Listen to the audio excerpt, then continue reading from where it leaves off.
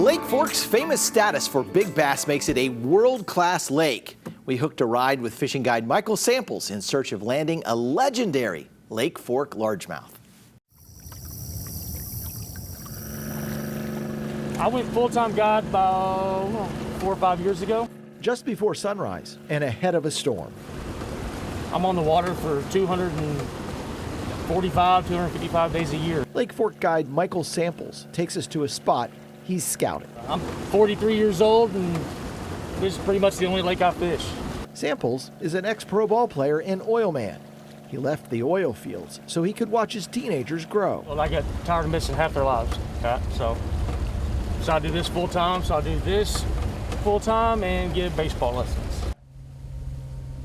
We're headed to where the stumps are visible, but the brush piles aren't. This is where the largemouth lurk. Right now, we're only in 11, 12 foot of water. Oh, wow. It takes just minutes to get a fish in the boat. Lift it up. I'll just lift him up in the boat.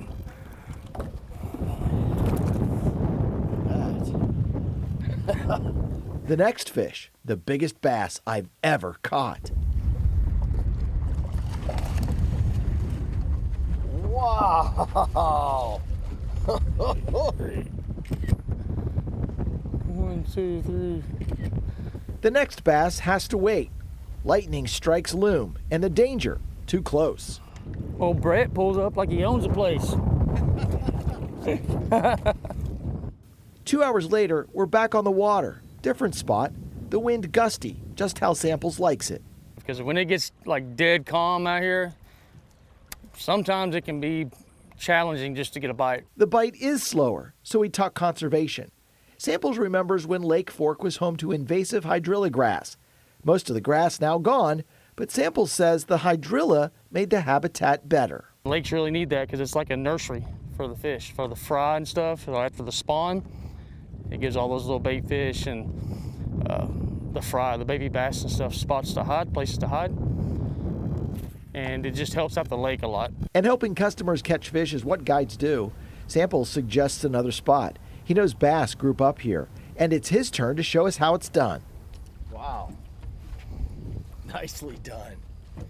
1, 2, 3.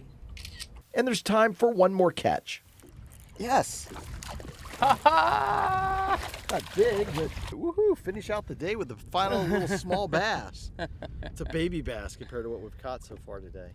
We head back to shore and talk turns back to conservation.